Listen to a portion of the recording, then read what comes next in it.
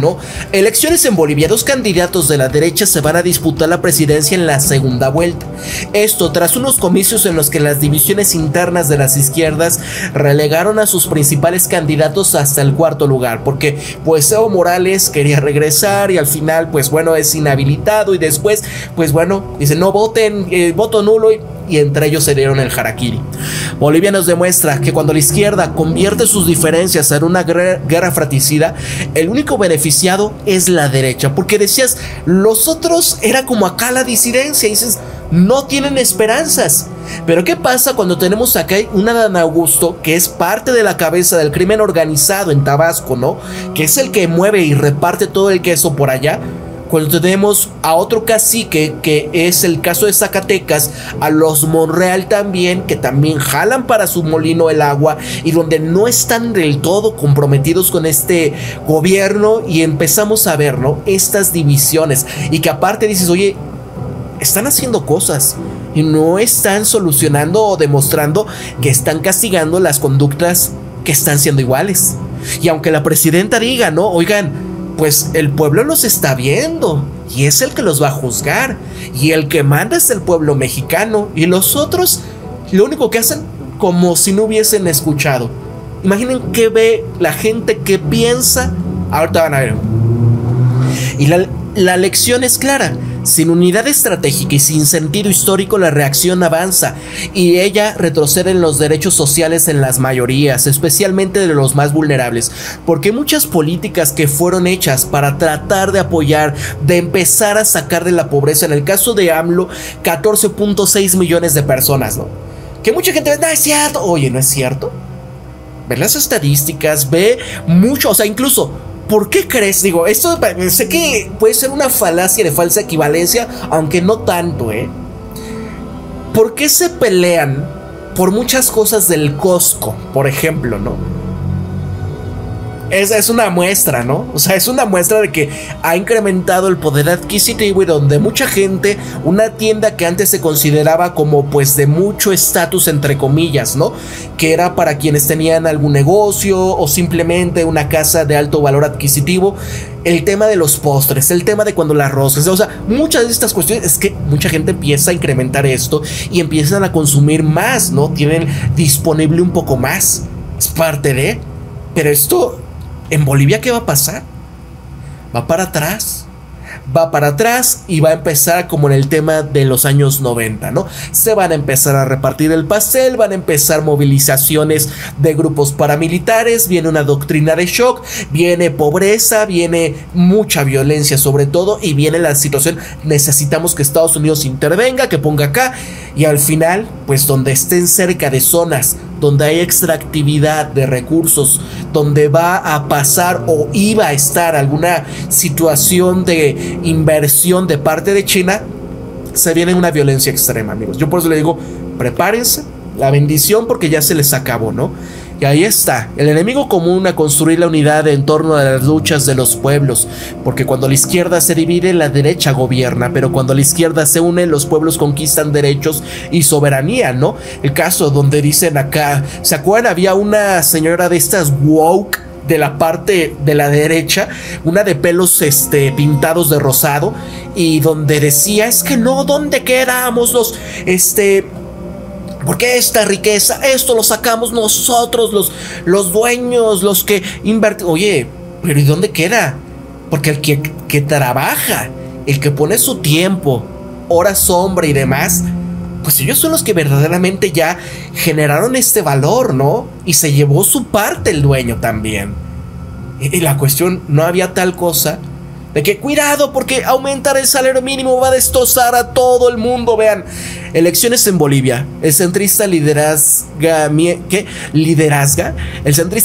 mientras 2 décadas de gobierno de izquierda ha colapsado.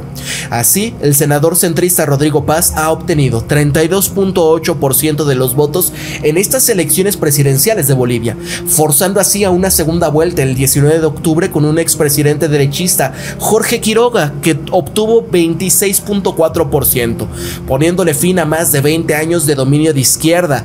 Y este modelo económico debe de cambiar, decía, mientras que la multitud coreaba renovación, ¿no? Y amigos, Ya la gente se cansó, se hartó de que dices, pues seguimos igual.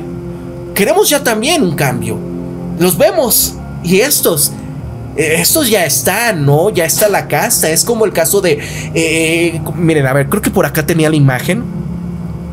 Miren acá. Es esta. Vean esta. Y quito rápido esto. Ahí está, ¿no? Vean el caballo afuera. Se llama rebelión en la granja. Es cuando los cerdos que hacen la revolución, ¿qué pasa, no? Que de repente ya al final de todo, que creyeron ellos que iban a tener ganancias, de que ya no los iban a tratar mal y demás, pues terminan jugando, partiendo entre los dueños de la granja y los cerdos que hicieron la revolución. Entonces es parte de... ya queremos un cambio, renovación. Así el partido gobernante, el movimiento del socialismo más, ha sufrido una derrota aplastante, con el candidato oficial Eduardo del Castillo quedando en sexto lugar, con tan solo el 3.2%. Esta crisis económica ha desatado la ira entre los votantes, con una inflación disparándose del 2 al 25% en 2 años. Acuérdense el tema de la energía, y acá grave escasez de combustible paralizando al país, que esto es parte importante donde ya ven el por qué es necesario tener soberanía energética. Y Bolivia que sí tiene gas, ojo con ello. Evo Morales, a quien se le impedía postularse y enfrentaba arresto por presuntamente abrazar a una joven de 15 años, animaba a sus simpatizantes a emitir votos nulos, lo que resultó en un 19% de votos nulos. O sea, ¿quién ganó? Pero aún así, si no están unidos, ¿no?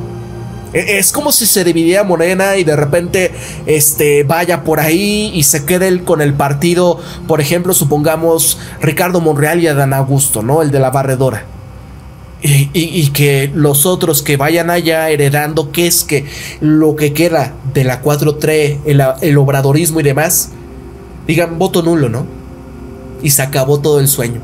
Así, una cifra sin precedentes. La violencia estalló en algunos colegios electorales, con multitudes promorales atacando al candidato izquierdista Andrónico Rodríguez, ¿no? Imagínense, qué lástima por lo que va a pasar en Bolivia, pero ya se les acabó el sueño. Y bueno, viene otro, pero obviamente no seamos ingenuos. Viene Estados Unidos y viene para arrasar, viene para arrasar. Injerencia total en las elecciones, gobiernos de derecha de todo el continente, el lobby de Miami, que es narco rubio frotándose las manos, apedrean y abuchean a los candidatos de izquierda. Evo no está en la boleta, Arce se marcha, ganará la derecha fascista, liberarán a la golpista de Áñez y quedarán impunes los masacres que hubo del Sacabá y también de Sencatá. Pondrán el litio y los recursos en función de los ricos y de los intereses extractivistas. Y que hablando de litio, amigos, Pemex acaba de descubrir nuevas reservas de litio. Ya se viene la intervención. Obviamente van a decir, México necesita libertad, democracia, ¿no? Y estos hombres y...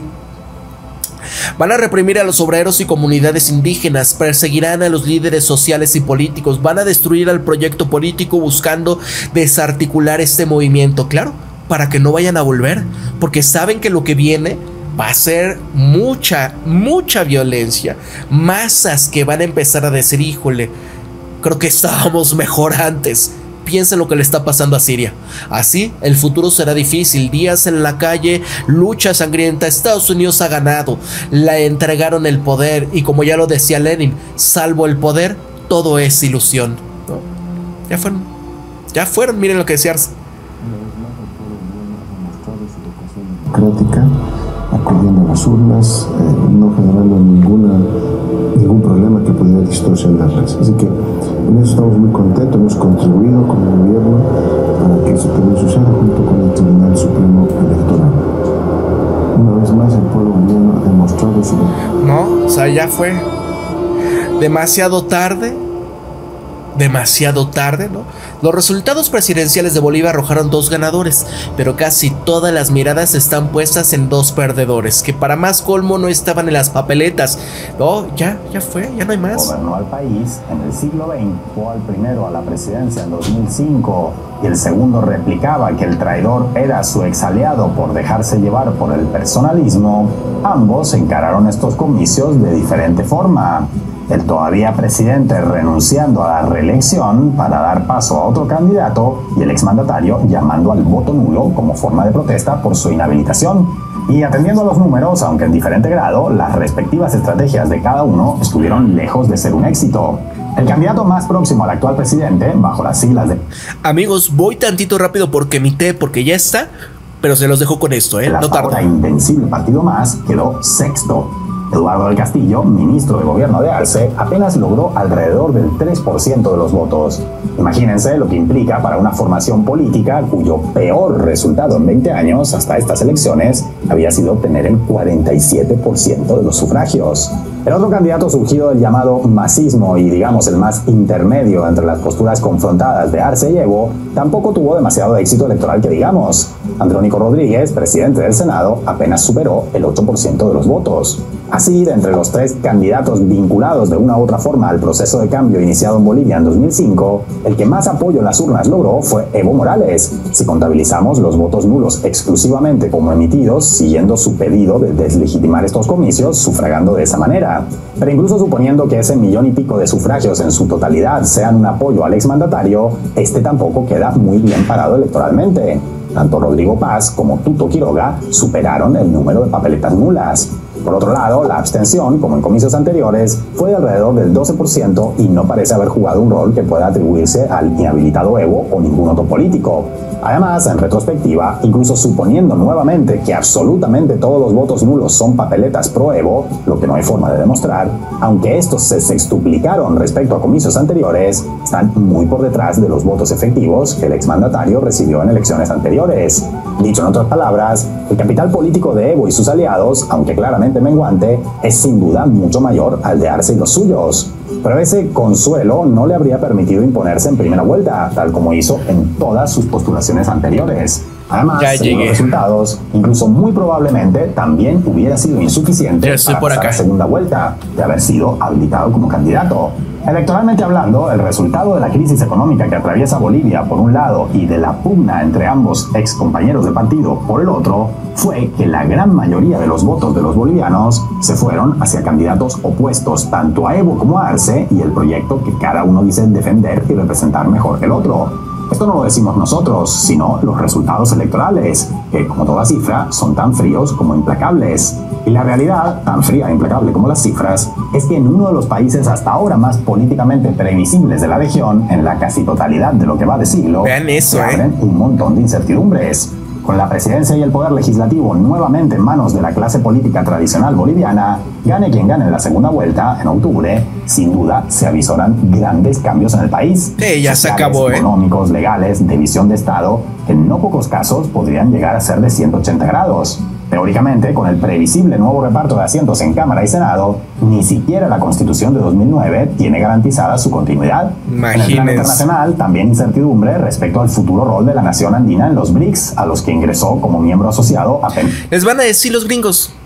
sálganse de ahí, cuanto antes. ¿Se acabó? A inicios de este año. También sabremos en unos meses si veremos a un embajador israelí entregando credenciales al futuro presidente, tras 20 años en los que no hubo relaciones diplomáticas con Tel Aviv durante 12. El buque se acerca, amigos. Ni hablar del futuro del litio, uno de esos recursos energéticos que históricamente ha sido la salvación o la desgracia de tantas naciones de América Latina, dependiendo de cómo los administre el gobierno de turno. Así, de momento, la única certeza es que el lanzamiento de culpas de lado y lado dentro de lo que fue el movimiento político con más apoyo en las urnas de la historia boliviana no se detendrá, sino que seguramente arreciará. Y a estas alturas, poco importa quién tenía la razón, o mejor dicho, quién estaba menos equivocado, porque el harakiri al estilo boliviano ya está hecho.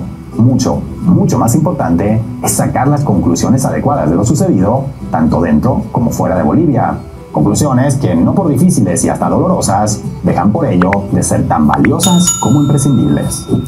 Prepárense en México, amigos, porque esto también se acerca. Ahora vamos al tema de Venezuela.